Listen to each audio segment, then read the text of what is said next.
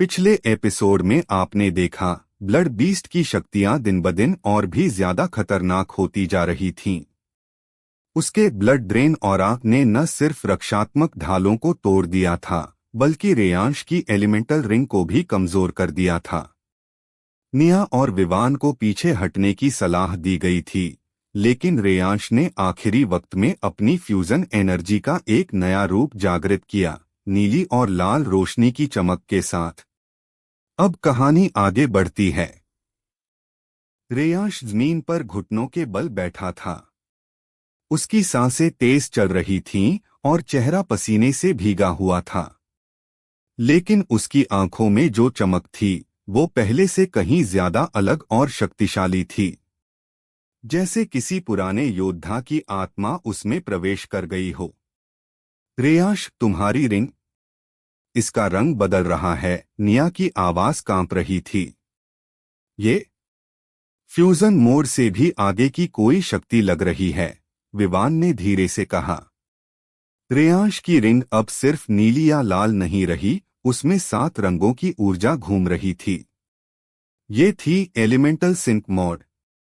ये वही शक्ति थी जो सिर्फ उन वॉरियर्स में जागती है जो आत्मा और तत्वों के बीच पूर्ण संतुलन बना पाते हैं। ब्लड बीस्ट, तुम्हारा खेल अब खत्म होगा, रेयांश ने खड़े होते हुए कहा, और उसके चारों ओर एक चमकदार गोला बनने लगा।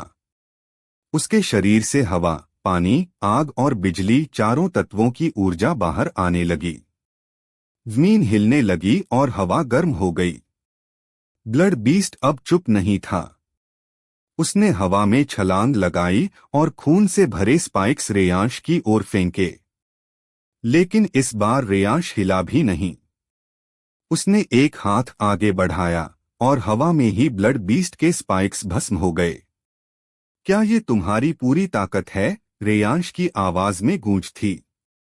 ब्लड बीस्ट गुस्से से चिल्लाया और अपनी सबसे शक्तिशाली स्किल ब्लड ब्लास्ट वेव का इस्तेमाल किया। एक लाल तूफान पूरे लैब में फैल गया। निया और विवान को ढाल बनाकर खुद को बचाना पड़ा, लेकिन रेयांश एक कदम भी नहीं हटा। अब मेरी बारी है। रेयांश ने दोनों हाथ उठाए और बोला, fire and storm fusion double dragon slash. उसके चारों ओर 2 बड़े ड्रैगन आकृति में बन गए, एक आग से बना हुआ और एक बिजली से। दोनों ड्रैगन ब्लड बीस्ट पर टूट पड़े। विस्फोट इतना जबरदस्त था कि पूरी प्रयोगशाला की दीवारें हिल गईं। चारों तरफ धूल का तूफान छा गया। कुछ सेकंड के लिए सब कुछ शांत हो गया। फिर धूल हटते ही दिखा, ब्लड बीस्ट घायल था। उसके शरीर से खून बह रहा था और उसकी आंखें अब डर से कांप रही थीं। ये असंभव है, उसने फुसफुसाते हुए कहा। रेयांश उसकी ओर बढ़ा, लेकिन तभी प्रयोगशाला की छत फटी और एक और रहस्यमय आकृति नीचे कूदी। ये था शैडो बीस्ट, ब्लड बीस्ट से भी ज्यादा खतरनाक और तेज।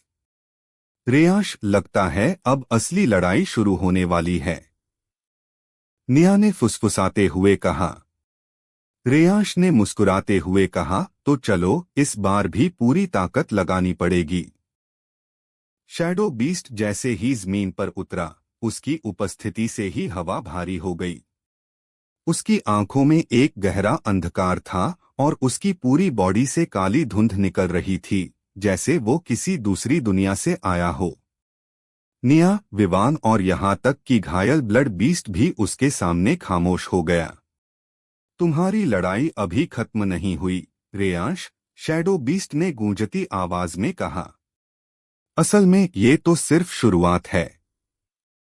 रेयांश ने उस पर नजरें टिकाईं। तुम कौन हो? मैं वो परछाई हूं जो हर फ्यूजन वॉरियर का अंत लिखती है, शैडो बीस्ट बोला और अपनी छाती पर हाथ रखा। वहां एक उल्टा त्रिकोण चमक रहा था, शैडो कोर। अचानक शैडो बीस्ट हवा में गायब हो गया। अगले ही पल वह रेयांश के पीछे था और उसने उसकी पीठ पर एक जोरदार हमला किया। रेयांश कुछ कदम आगे गिर पड़ा। इतनी स्पीड! रेयांश ने दांत भींचते हुए कहा। निया, फायर बैरियर बनाओ, विवान चिल्लाया। निया ने तुरंत अग्नि से एक सुरक्षा दीवार बनाई जिससे रेयांश को उठने का समय मिला। हमें एक साथ लड़ना होगा, ये अकेले का गेम नहीं है। रेयांश ने दोनों को इशारा किया। अब तीनों ने मिलकर मोर्चा संभाला। निया ने अग्नि का भंवर तैयार किया, विवान ने बिजली के भाले और रेयांश ने अपने एलिमेंटल सिंक मॉड को फिर से सक्रिय किया। लेकिन शैडो बीस्ट हर हमले को छाया में बदलकर गायब हो रहा था। इसका असली शरीर कहाँ है? निया ने घबराते हुए पूछा। ये छाया के अंदर छिप सकता है, लेकिन अगर हम इसे रोशनी में लाएं तो। विवान ने अपनी बिजली को एक बिंदु पर केंद्रित किया। थंडर फ्लैश बॉम्ब, विवान ने जैसे ही बोला, एक जोरदार बिजली का धमाका हुआ और पूरा क्षेत्र रोशनी से भर गया। शैडो बीस्ट एक पल के लिए अपनी जगह पर स्थिर हो गया। यही मौका था। Elemental triple fusion. तीनों ने एक साथ अपनी ताकत मिलाई, अग्नि, वज्र और वायु, और एक शक्तिशाली विस्फोट शैडो बीस्ट पर छोड़ा। धमाके के बाद सब कुछ शांत हो गया। शैडो बीस्ट जमीन पर गिर पड़ा, लेकिन उसकी आंखों में अब भी मुस्कान थी। तुमने सोचा मैं अकेला आया हूं।